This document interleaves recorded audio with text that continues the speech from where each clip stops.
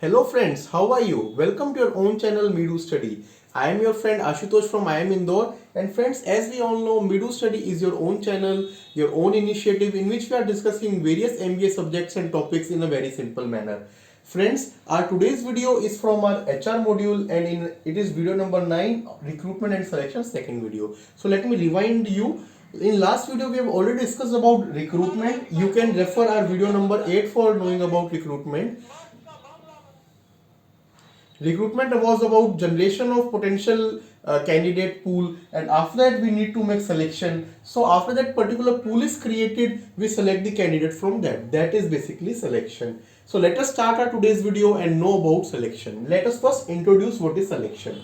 So selection is a process of choosing candidates who have required knowledge and skills to do a particular job. So you are choosing candidates from that particular pool and see who have required knowledge and skills. This process is usually carried out from a large group of potential job applicants. So that large pool which you created in the recruitment stage, that is basically your selection.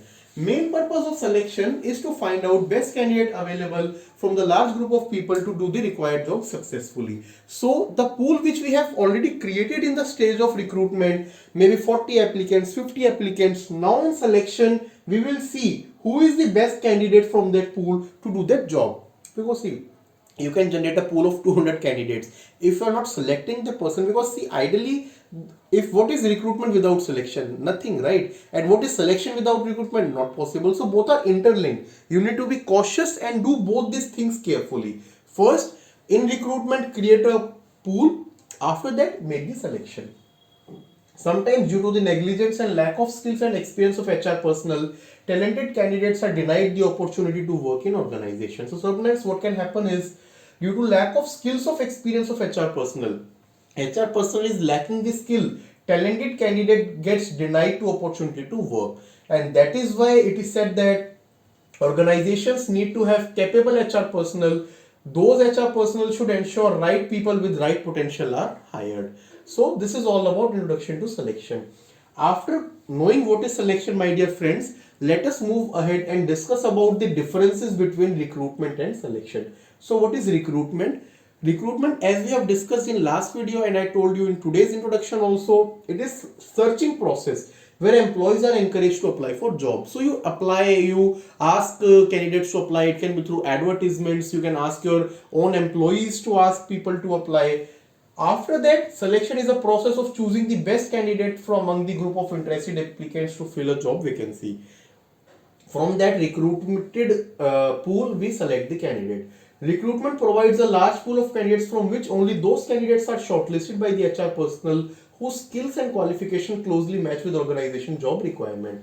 Selection, it happens after recruitment, and most suitable person is chosen from a large group of people provided by recruitment process. Large number of people can apply at this stage. Best candidate is selected in selection. No contract terms conditions are present in recruitment, because see, recruitment you are encouraging more and more people, but you or that employee is not legally bound. No contract is developed.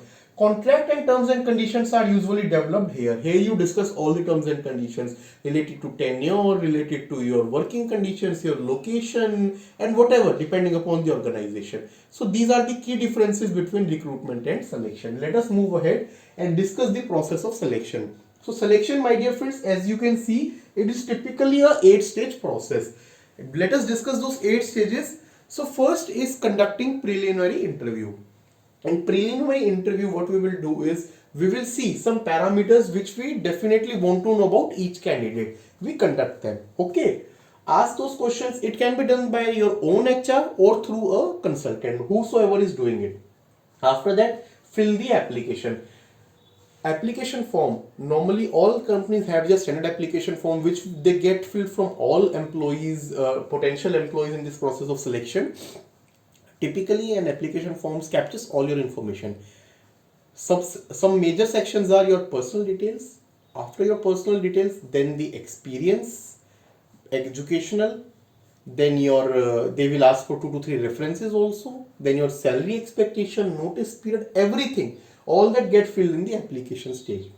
Then conducting employment test. After that, we conduct the employment test, and this again depending upon what kind of job is there, requirement is there. It can be technical, it can be logical, it can be personality test, or a mix of them also. Conduct the interview. After the test, conduct the interviews. Then out of say 50 applicants which were there in the interview, shortlisted 4 to 5 candidates. Among them, you make a list which are there and carry out the reference check. These references we have taken here already, and in references also normally it is a standard practice to ask the person to give references of people who are not related to him personally or friends, family, but are related to him professionally. It can be the previous employer, someone from the previous employer, or some other person who are from the industry but knows them well. After performing this reference check, conduct the physical examination. Physical examination many a times is required, so that after you do this, you check for a person for your physical health. Medical tests are normally conducted. If a candidate is found suitable after doing all these checks and physical examination, then offer the appointment letter to the candidate. And in this appointment letter, all the details regarding to joining, terms and conditions of employment, separation, working, everything is there in detail. It is typically many times even up to 7 to 8 page document. Candidate signs it, final selection is completed, and with this our process of selection gets completed. Let us move ahead and discuss about the next. Next is interview. So interview is a method of selection, and interview is something which all of us know. While coming to MBA, we would have faced interview. From MBA, when we will go for jobs, we will face interview. When we switch job, one faces interview. So what is interview? Interview can be defined as a conversation between two or more people. So conversation between two or more. Two, when there is one candidate and only one interviewer, one person is asking. More, when there are a group or a panel of interviewers who are there. Series of questions are asked in order to collect the information about the person. According to Juices Michael, an interview is a face-to-face oral, observational and personal appraisal method. So two parties. Person who asks the question is interviewer. If there are multiple, then interviewers. And person who responds is called interviewee. Interview is used as an effective selection method, as interviewer assesses the interviewee and decides whether the person is suitable for the job or not. So this is all about interview. Let us move ahead and discuss about how this interview can be an effective interview. So an interview, to be an effective interview, before actually conducting the interview, you need to prepare for the interview. First step. When we say prepare for the interview, interviewer must prepare for the interview before actually conducting it. How one can prepare? Go through the resume, the profile, see from your JD and the resume what things are matching, what questions you would like to ask about the candidate. If he's a fresher, from the education, what background you can ask, what courses or what learnings can be utilized in your organization. If it is a person with work ex, how his previous work ex can help in the current organization, current role, and then conduct. Okay. And this needs to be done in peaceful environment. And when we say peaceful environment, it means no disruptions, and interviewee finds the confidence to answer the questions freely. There should not be any disruption. It should not happen that instead of a closed meeting room, you're doing it in an open space. There are cross talks happening, people are coming in, going out, all that will disturb the flow. Even it is a very good practice when you are conducting an interview, the phone should be on silent mode, so that even there is no ringing sound also, which can disturb the candidate. These are, my dear friends, steps to conduct the effective interview. Now let us discuss about some selection practices, first in India and then which are there in the global perspective. So in India, selection practices spread across sectors. For example, your different sectors which are there, IT, judicial, oil, gas, manufacturing, healthcare, engineering, all have your different selection practices. In the IT sector, many IT companies use structured interviews and reference check in their selection process. So IT companies, structured interviews are there and reference checks are also conducted. For example, Indian Oil, which is a top public sector oil and gas corporation, it uses your applications, resumes, mental ability tests, work samples, personality tests, etc. for the selection practice. Various personality tests and structured interviews are used as a part of best selection practices by Indian manufacturing companies. Structured interviews are used by Indian companies in other sectors like healthcare, engineering, hospitality, education, etc. This was about the selection practices in India in your different kind of organization.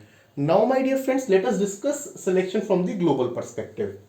Most of the organization around the world uses processes of selection which are not much different from each other. Global organization faces major challenge. Now, what challenge is occurring? Challenge is occurring because of the cultural variation. So, in different countries, your work style, your lifestyle, working pattern, overall environment will be completely different. So, if you are a company which has branches in many countries, if you are operating in America, Europe, Australia, Asia, Africa, there will be different culture. Within Asia, depending upon the country, see, if it is a Muslim country versus a Christian country versus a Hindu country, different culture will be there. So, selection should be there depending upon the country, and that is why we say each country has their own selection style. Moreover, some countries prioritize certain selection trends while other countries take alternative routes. This was, my dear friends, selection from global perspective. Now let us move ahead and see the next topic. It is about outsourcing. We will spend around 2 minutes of time and see what is outsourcing. So see, if we are to define outsourcing, outsourcing means not doing the work yourself, giving it to someone else, making a contract and basically outsource it. Outsourcing, it has enabled business enterprise to acquire all type of physical and intellectual resource from around the world to carry out the operations. And typically there are 4 stages in outsourcing. First is our strategic thinking. Think strategically. What you need to do, core activity keep for your own, what can be outsourced. After that, what all you would like to outsource, in what terms and conditions, under what budget. Then you call out for proposals. Among those proposals, evaluate and select. After evaluating and selecting whosoever you find to be the best fit, best candidate, make the contract, develop the contract. And this contract should have your details, terms and conditions, which will benefit you as well as the vendor, because then there will be no ambiguity. And after a contract developed, basically outsource the management and the governance part.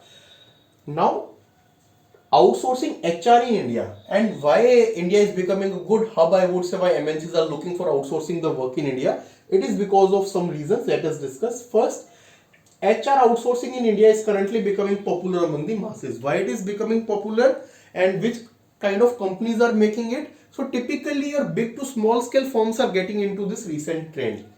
Why foreign MNCs outsource their activity? Because of some reasons like easy availability of workers. So in India, worker availability is very easy. Costs are low.